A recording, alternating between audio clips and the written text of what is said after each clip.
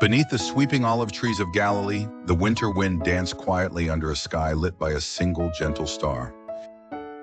On the outskirts of Bethlehem, shepherds huddled close to their small fire. While on the other end of the city, a young woman named Mary waited patiently in a humble stable. All the inns were full, and the stable was their only shelter from the cold. Wrapped in the scents of grass and hay, Mary held her husband Joseph's hand tightly. In that silent corner, a child was born. He opened his eyes in peace, seeing the world with wisdom that seemed much older than his age. They named him Jesus. Jesus grew up in the hillside village of Nazareth, where stone houses overlooked golden fields and children played and laughed. He ran under the sun, helped his mother at home, and was noticed for being quiet, kind, and thoughtful. Whenever children argued, Jesus would gently ask, "Why are you angry?" And the quarrel would melt away. If someone was hurt, he would tend their wounds soothingly, and if a friend was sad, he would simply sit beside them, bringing comfort without many words.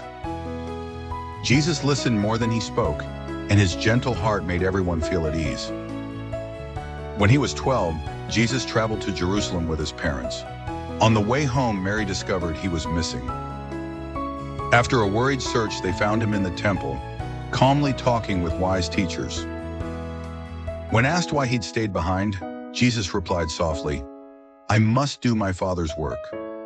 His parents did not fully understand, but they felt something special in his words. As Jesus grew older, he became a carpenter like Joseph. His hands grew strong and skillful, and villagers remembered him as friendly and dependable. For many years, he lived simply, blending in with others, until one day at the Jordan River, he met John the Baptist. Jesus asked to be baptized, and as water flowed over his head, a quiet light seemed to surround him. From that day, his eyes held a clarity that spoke of purpose. Jesus spent 40 days alone in the wilderness, listening to the wind, watching the stars, and quietly speaking to his own heart. When he returned, he began to share his message with the world. He chose 12 companions from many walks of life: fishermen, tax collectors, dreamers, and gentle souls. They were not perfect, but they were willing. Together, they wandered hills and valleys. Jesus spoke to crowds saying, "Blessed are those who mourn. Blessed are those who seek peace. The gentle will inherit the earth." He told everyone that hope and kindness were found not far away, but within each heart. People of all kinds came to him, those who felt lost, sick, lonely, and afraid. Jesus never turned anyone away.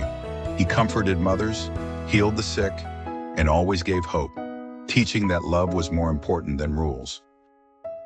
When it was time to visit Jerusalem, Jesus rode into the city and was greeted with palm leaves and cheers. But there were also whispers and worries. At a quiet supper with his friends, he tore bread and calmly said, "Love one another." He knew his friends were afraid.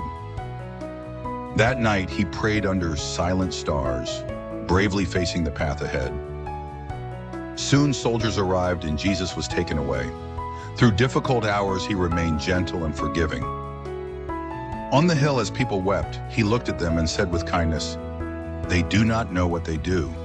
His gentleness was deeper than pain.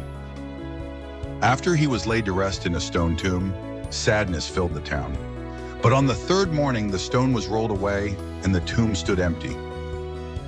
Mary hurriedly told the others she had seen Jesus, and soon he appeared among his friends, bringing peace and forgiveness. For 40 days he encouraged them, teaching gently, helping them heal. When he rose to heaven, his story didn't end. The kindness, hope, and strength he shared stayed alive in everyone he touched, just like a bright lantern in the dark, passed from hand to hand. His friends, now called disciples, felt uncertain at first. Peter worried about past mistakes. Thomas wondered if he could truly believe. Each of them carried fears, but one quiet night, a gentle wind brushed through their hiding place, giving them courage. They realized Jesus was still with them in spirit.